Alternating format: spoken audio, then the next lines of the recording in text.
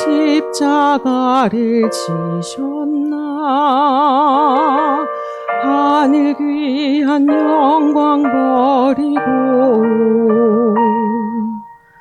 왜 십자가를 지셨나. 하나님의 아들임을 버리고 왜 물과 피 쏟으셨나. 아무 죄 없으신 어린 양 왜 물과 피를 쏟았나. 조롱 멸시하는 나를 위해 그저 사랑하기 때문에, 너무 사랑하기 때문에 이토록 못난 날, 이토록 약한 날 위하여 십자가를 택하셨네.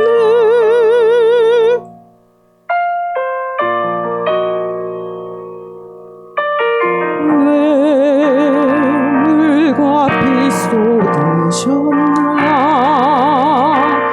아무 죄 없으신 어린 양 왜 물과 피를 쏟았나. 조롱 멸시하는 나를 위해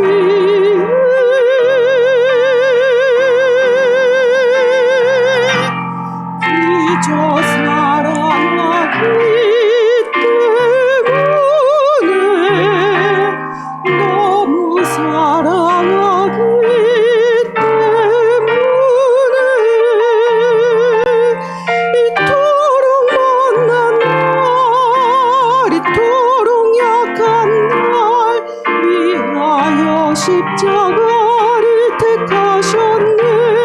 수도 없이 주를 부인했는데 아버지의 곁을 떠나 방황했었는데, 주를 향해 돌 던질 때 나도 함께 있었는데 사랑받을 것 하나 없는데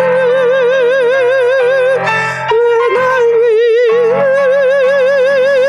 그저 사랑하기 때문에, 너무 사랑하기 때문에 이토록 못난 날, 이토록 약한 날 위하여 십자가를 택하셨네.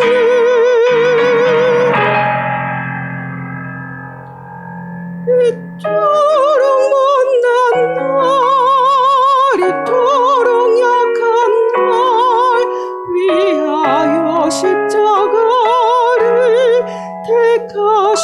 택하셨네.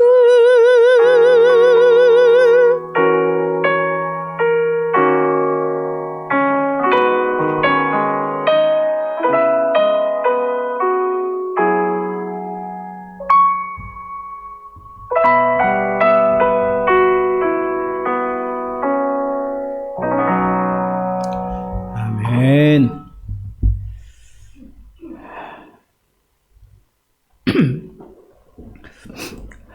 오늘은 부활 증인의 사역 지침이라는 제목을 가지고 여러분들과 함께 은혜를 받고자 합니다.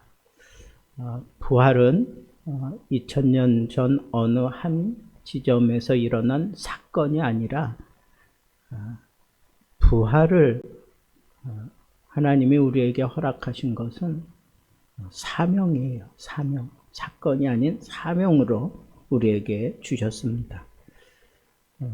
저와 여러분들은 부활을 믿습니다.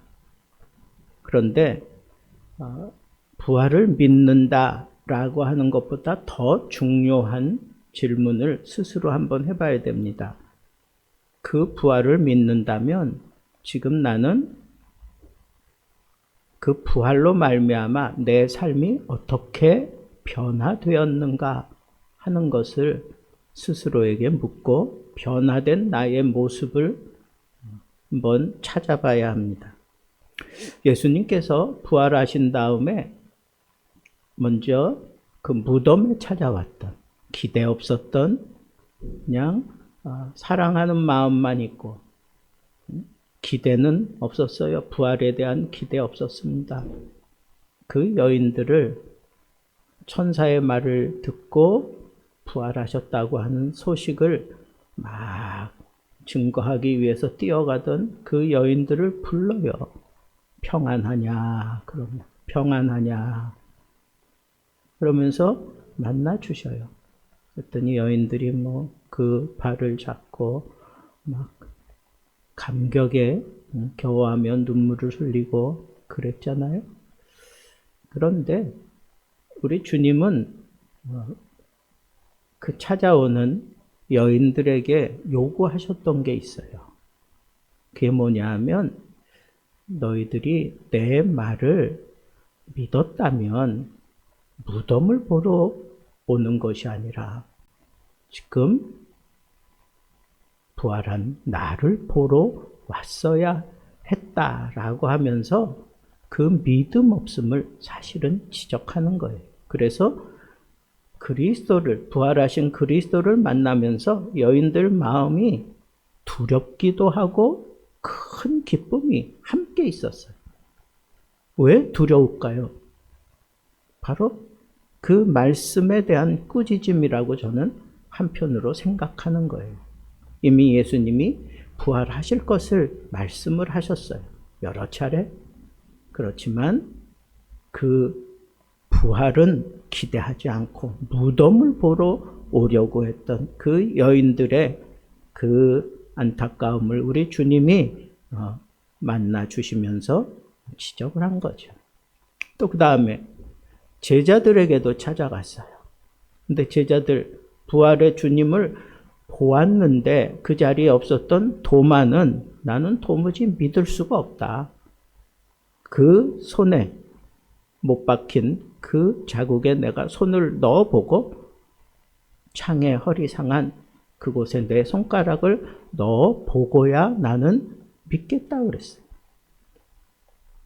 예수님이 다시 도마가 있을 때 나타나서 만져보라고까지 얘기하셔요. 그리고 뭐라 그래요? 너희는 나를 본고로 믿느냐? 보지 않고 믿는 자들은 더 복되다. 그렇게 말씀을 했어요. 또 예수님의 12제자 말고 그냥 예수님을 가장 가까이에서 섬기고 따랐던 제자들 가운데 특별히 엠마오로 자기 집을 향하여 내려가던 그 두 제자, 하나는 글로바라고 하고 하나는 이름은 나오지 않지만 이렇게 내려가는 두 제자에게 예수님이 변형된 모습으로 그네들 가까이 가서 그네들에게 말을 걸어요. 왜 그렇게 근심된 표정으로 그렇게 얘기하며 가느냐 그랬더니 오히려 막 나무라죠. 아니 이 놀라운 이 굉장한 일 일어났는데 그것도 모른단 말이냐 그러면서 막 얘기를 할 때 예수님께서 성경을 가지고 그리스도가 바로 나에 대한 증거다라고 하는 것을 풀어주셔요. 그걸 풀어주셔요. 그러면서 우리 주님이 한마디 하셔요. 뭐라 그래요? 믿음이 없는 자들아. 믿음이 없는 자들아. 여러분, 예수님이 부활하고 난 이후에 이 제자들 또 여러 상황에서 밝히려고 했던 게 뭘까요? 그게 뭐냐 하면 믿음이었어요. 믿음. 믿음을 다시 살려내려고 우리 주님께서 여러 제자들을 또 여러 상황에서 이렇게 찾아다녔던 겁니다. 여러분, 부활의 주를 내가 영접했다. 부활의 주와 함께 누리는 그 영광을 누리기 위해서 제일 먼저 밑바닥에 깔아야 되는 게 뭐예요? 믿음이에요. 믿음. 예수 그리스도에 대한 믿음. 그래서 그 믿음으로 그리스도가 고난을 받고 제3일에 죽은 자 가운데서 살아날 것을 믿어야 된다는 거예요. 근데 너희들 그거 제대로 믿지 않았다는 거예요. 여러분, 부활의 핵심 메시지는 뭐냐? 십자가 플러스 부활. 이것은 절대 분리할 수 없어요. 떨어질래야 떨어질 수 없는 거다 이거예요. 십자가 없는 부활은 값싼 위로에 지나지 않아요. 부활 없는 십자가, 절망적인 죽음입니다. 복음은 좋은 이야기가 아니라 죽음과 생명을 가르는 사건이에요. 그게 바로 부활입니다. 오늘날 교회가 자꾸 약해지는 이유가 뭡니까? 왜 우리의 믿음을 가지고, 예전에는 이 믿음 하나 가지고 온 세상을 들었다 놨다 하는 그런 놀라운 역사를 일으켰던 그런 선교 역사를 봐도 그렇고, 기독교가 뿌리내리고 자라나는 과정 속에 이와 같은 놀라운 일들이 많이 일어났던 것을 우리는 보고 있는데, 오늘날 왜 그러한 역사가 이 땅에 일어나지 않고 이것이 점점 약화될 수밖에 없느냐? 이 복음의 중심이 흐려졌기 때문에 그래요. 복음의 중심이 흐려졌어요. 복음의 중심인 이 부활, 십자가, 이것이 흐려지면 도덕만 남아요. 심리, 위로만 남고 십자가의 피는 오간데 없고 부활의 증인 뭐 이런 얘기 그냥 마음에 거추장스럽고 힘들 뿐입니다. 그런데 오늘 말씀은 예수 그리스도는 죽으셨고 다시 사셨다. 죽었고 다시 사셨다. 이것이 부활의 진정한 메시지고 이것이 믿어져야 되는 거예요. 이것이 믿어져야 내가 이 땅 위에서 진정한 부활 증인의 삶을 살아갈 수 있습니다. 여러분들의 믿음을 첫 번째로 점검해야 합니다. 두 번째는 그것이 믿어진 사람들, 우리가 지난 한 주간 십자가에 대해서 조목조목 살펴보면서 십자가는 우리의 죄를 드러내는 거울과 같은 역할을 한다 그랬어요. 그 죄가 드러나야 십자가가 왜 서야 됐는지, 왜 예수님이 피를 흘려 주셔야 되는지 그 대속의 의미를 참 알기 때문에 그렇다. 그런 메시지를 전했습니다. 여러분, 부활은 그냥 덩그러니 차원이 다른 쪽에서 갑자기 생겨난 게 아니에요. 이 부활이 부활다울 수 있었던 것은 죄사함의 회개가 있었기 때문에 부활의 영광이 드러난 것입니다. 죄사함을 얻는 회개가 그의 이름으로 모든 족속에게 전파될 것이니라. 부활의 의미, 십자가를 통한 부활의 그 영광은 바로 이 죄사함을 얻게 하는 회개가 온 세상에 증거될 때 그 부활의 영광이 드러나는 거죠. 회개 그리고 죄사함, 이것이 바로 복음입니다. 회개 없는 복음은 없어요. 회개가 반드시 뒤따릅니다. 오늘 이 시대는 웬만한 죄 정도는 그냥 괜찮다, 그냥 살아도 된다, 그 정도는 누구든지 다 짓고 사는 거다. 그러니까 우리 주님 그렇게 째째한 분 아니니까 그 정도 죄는 그냥 무시하고 지나가라. 이게 오늘날 시대에 깔려있는 그런 삶의 모습이에요. 정녕 그렇습니까? 십자가 앞에 서면 아주 정말 코딱지만한 그런 죄까지도 아주 크게 무거움으로 나에게 확 달려듭니다. 평상시 보이지 않았던 그런 모든 죄가 십자가 앞에서 거울처럼 아주 선명하게 다 드러나요. 그 죄로 인해서 이 죄가 나를 죽게 한다라고 하는 이런 안타까움 때문에 회개하게 되고 통회하고 자복하게 되는 겁니다. 죄 문제를 해결하지 않으면 대속은 없어요.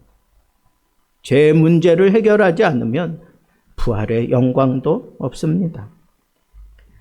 여러분, 가장 무서운 사람은 죄인의 의식을 하는 사람,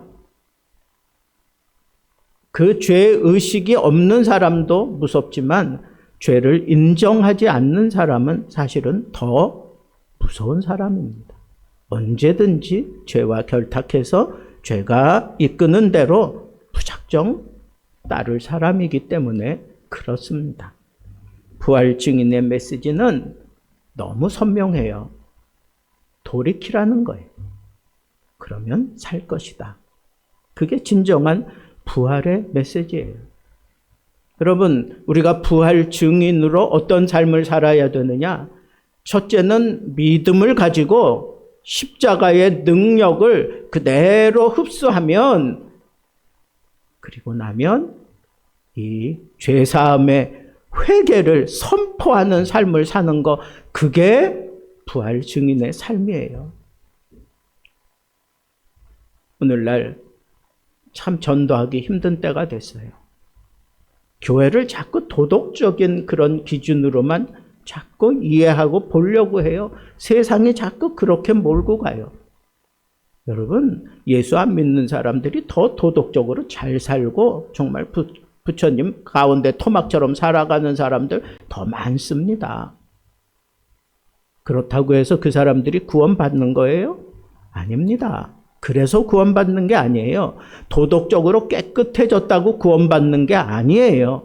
우리는 예수 그리스도를 영접하고 난 이후에 하나님의 자녀가 된 그 상황 속에서도 또 여전히 죄를 짓고 살아갈 수밖에 없는 연약함 속에 쌓여져 있어요. 죄가 나를 그냥 놔두지 않아요. 세상이 나를 그냥 놔두지 않아요. 마귀가 나를 그냥 놔두지 않아요. 어떻게 해서든지 죄를 짓게 만들어요. 그래서 그 죄에 내가 무너지고 나면 또 스스로 나는 아니야, 나는 못해, 나는 깨끗하지 못해, 내가 뭘 할 수가 있겠어. 하나님의 복음을, 그 깨끗한 복음을 어떻게 나 같은 죄인이 전할 수 있겠어? 그러면서 스스로 무너지게 만드는 그런 역할을 하도록 계속해서 믿는 자들을 넘어뜨리는 게 오늘날 모습 아닙니까? 그런데 그 잣대가 뭐예요? 도덕이에요? 아니에요. 그거 아니에요. 여러분, 내가 하나님의 자녀답게 살아가는 그 잣대는 십자가예요. 예수 그리스도의 피라고. 그것 붙잡는 사람이 하나님의 진노에서 벗어나는 거예요. 도덕적으로 깨끗하게 살았다고, 다른 사람들보다 내가 죄를 덜 지었다고 하나님의 진노가 그 사람을 피해가느냐? 아닙니다. 그 피를 보고 넘어가는 거예요. 그게 유월절이잖아요. 예수 그리스도의 피를 보고 하나님의 심판이 넘어가는 거예요. 그러니까 여러분, 내가 정말 부활의 영광을 누리며 살아가려고 하면 제일 먼저 내가 깨끗해져야 돼. 내가 철저하게 죄를 회개하고 그 잘못된 길에서 돌이켜야 돼요. 그리고 난 이후에 내 사랑하는 가족, 내 사랑하는 친구, 내 사랑하는 이웃, 그 사람들을 향하여 아주 당당하게 외쳐야 돼요. 돌이키라. 그러면 살리라. 이게 부활 증인의 메시지예요. 세 번째 지침은 오늘 말씀에도 보니까 너희는 증인이라 그래, 증인. 여러분, 증인은 어떤 사건에 대해서 내가 경험한 걸 증거하는 거예요. 경험하지 못한 자는 증거할 수가 없어요. 여러분, 증인으로 우리 주님께서 말씀하시기 전에 우리를 그 십자가를 다 경험하게 하셔요. 부활의 권능을 경험하게 하셔요. 그 경험한 자들을 향해서 우리 주님이 말씀하시는 거예요. 너희는 나의 증인이다. 십자가의 증인이다. 부활의 증인이다. 이렇게 우리 주님께서 말씀하시는 거예요. 여러분, 이걸 우리가 놓치면 안 돼요. 증인은 아무나 되는 게 아니에요. 경험한 거, 십자가를 경험하고 부활을 경험한 자들이 증인이라는 소리를 듣는 겁니다. 증인은 뭐예요? 내가 어떤 이론, 나 들었어, 내가 생각할 때도 그게 맞는 것 같아. 이게 증인이 아니에요. 이거는 증인의 태도가 아닙니다. 증인의 태도는 어떻게 해야 돼요? 내가 보고 듣고 그리고 확실하게 체험한 것만 얘기해야 돼요. 그것만 인정받을 수 있어요. 그런데 여러분, 이 증인의 모습은 담대함에 있어요. 그냥 쭈뼛쭈뼛 그랬을 것 같아요. 내가 그렇게 봤는데 그게 옳지 않을까요? 뭐 이게 아니에요. 증인은 담대해. 그 어떤 핍박 속에서도 어떤 위협 속에서도 담대해요. 그래서 이 증인을 마르투스, 헬라어로 마르투스 그랬는데 이 마르투스에서 영어 머더가 나왔어요. 예? 죽음. 순교자의 각오로 전하는 게 그게 증언이에요. 여러분, 내가 복음을 전한다고 하는 건 바로 그런 각오를 가지고 전하는 겁니다. 그러니까 내가 체험하지 못했으면 그런 순교할 각오로 못해요. 내가 체험했으니까 내가 담대하게 전할 수 있어요. 죽음을 두려워하지 않고 담대하게 전한다는 거예요. 여러분, 뭘 여러분들이 경험했습니까? 죄사함에 대한 응답, 기도에 대한 응답, 절망에서 건져주신 하나님의 놀라운 일, 이런 것들이 여러분들에게 쌓여져 있는 그런 경험이겠죠. 중요한 건 뭐예요? 이런 경험을 내가 분명히 했는데도 불구하고 선포하지 못한다면 그건 참 부끄러운 일이다. 참 부끄러운 일이다. 엠마오의 두 제자가 예수 그리스도를 경험했어요. 진정한 예수 그리스도를 그 말씀 가운데 경험을 해요. 떡을 떼어줄 때 그의 눈이 밝아지고 그렇게 또 얘기하잖아요. 그가 우리에게 말씀을 풀어주실 때 우리의 마음이 뜨거워지지 아니하더냐. 그러면서 이 두 사람이 어떻게 해요? 다시 그 위험한 현장 예루살렘으로 제자들 있는 그 자리로 다시 돌아가잖아요. 왜 돌아갔을까요? 증인의 삶을 살아가려고. 내가 예수 그리스도를 만났다, 부활의 주님을 만나서 내 마음을 뜨겁게 해주신 그 주님을 내가 경험했다. 그러면 이제 나는 이 부활 증인의 삶을 살겠다. 그리고 그 사역의 현장으로 돌아가잖아요. 이게 진정한 증인의 모습이다. 그런 거예요. 마지막 네 번째는 여러분, 부활 증인의 사역 지침. 마지막 네 번째는 성령의 능력으로 한다는 거예요. 성령의 능력으로 한다. 오늘 말씀에 볼지어다 내가 내 아버지께서 약속하신 것을 너희에게 보내리니. 여러분, 약속한 것을 아버지께 받아가지고 너희들에게 보내겠다. 그리고 너희들이 그것이 너희들이 받을 때까지 예루살렘을 떠나지 말아라. 그래서 제자들이 120명이 추려지고 마가 다락방에 거기서 전혀 기도에 힘쓰다가 약속하신 성령을 그들이 몽땅 다 받잖아요. 그게 사도행전 2장에 나오는 말씀이에요. 그 이후에 성령 충만함을 경험하고 난 이후에 제자들의 모습하고 그 이전의 제자들의 모습은 달라요. 부활의 주를 만났는데도 여전히 두려워하고 여전히 의심하고 여전히 불편했어요. 그런데 말씀을 따라 부활의 능력을 진정으로 경험하기까지 그네들이 기다려야 됐던 게 있는데 그게 바로 성령이었어요. 그 말씀을 따라 성령을 충만하게 받고 난 이후에 제자들이 담대하게 나가서 복음을 전하면서 오늘날 이 세계가 복음으로 가득 차게 되었던 것을 우리는 선교 역사에서 보게 된다는 거예요. 예수님의 실제자들 다 순교했어요. 여러분, 사도 요한 빼놓고는 다 순교를 하게 되는데 사도 요한도 뜨거운 기름물 속에 들어갔다가 그냥 나왔어요. 그냥 튀쳐 하나님이 그냥 이렇게 건져내셨어요. 그러니까 더 이상 사형 집행을 못했어요. 순교한 것과 다를 바가 없어. 그런데 여러분, 이런 순교함에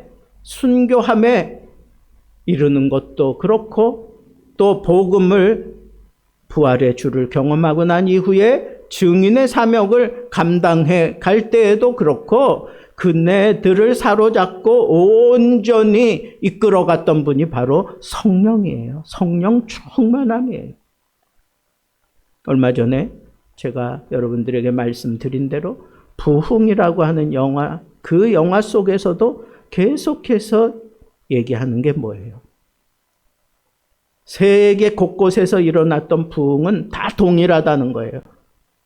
간절히 하나님을 찾다가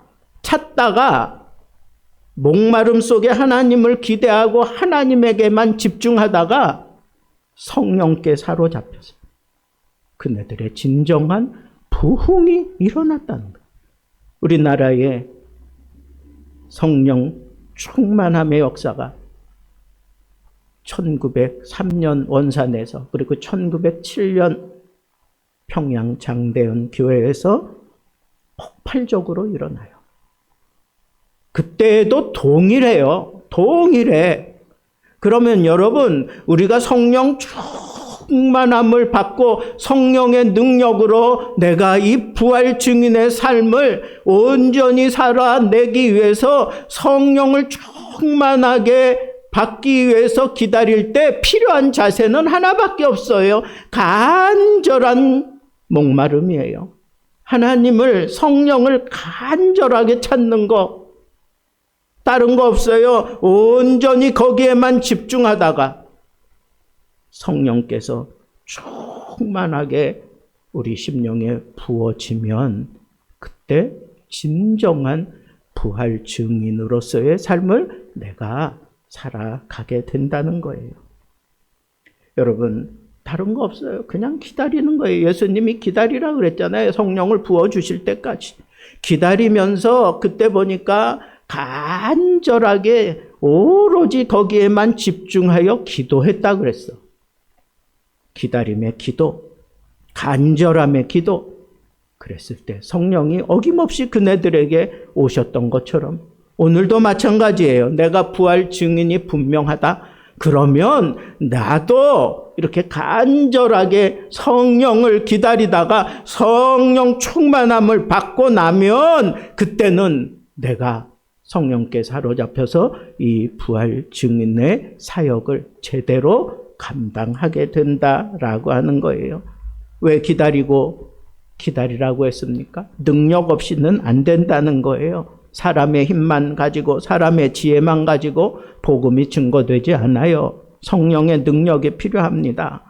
사역의 본질은 열심이 아니라 능력이에요. 말과 능력에 있는 게 그게 하나님의 나라예요. 그러면 여러분 성령의 역할 우리에게 임하시면 우리에게 담대함을 주시고 지혜를 주시고 그리고 복음으로 말미암아 살아가게 우리를 완전히 바꾸어 놓습니다. 내가 성령 받았는지 그거 보면 확실하게 우리가 구분할 수 있습니다. 말씀을 맺겠습니다.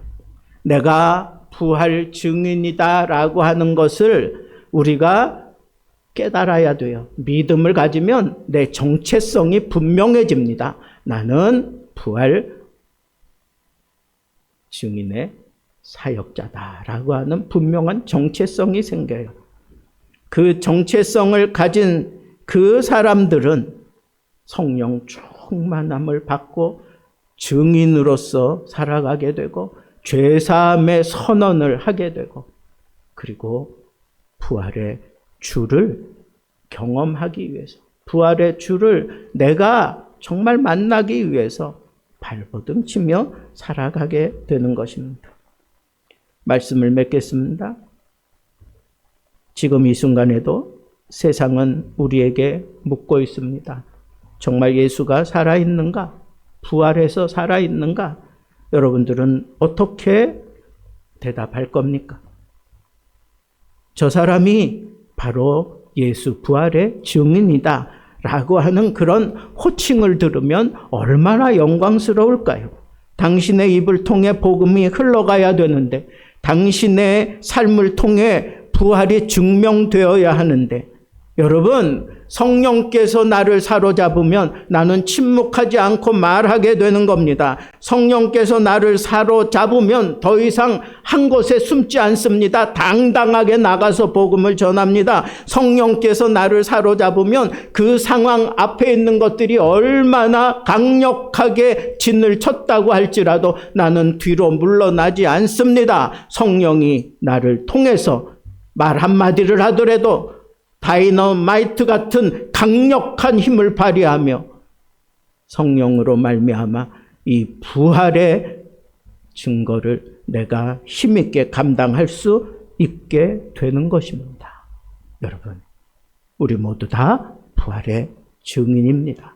사역자로서 여러분들이 살아가기 위해서 간절하게 성령을 추구하며 기도하며 바라며 살다가 성령 충만함이 임해서 그 성령으로 말미암아 우리가 나가서 담대하게 복음을 증거하며 살아갈 수 있는 부활 증인의 사명자들 되기를 우리 주님의 이름으로 축복합니다.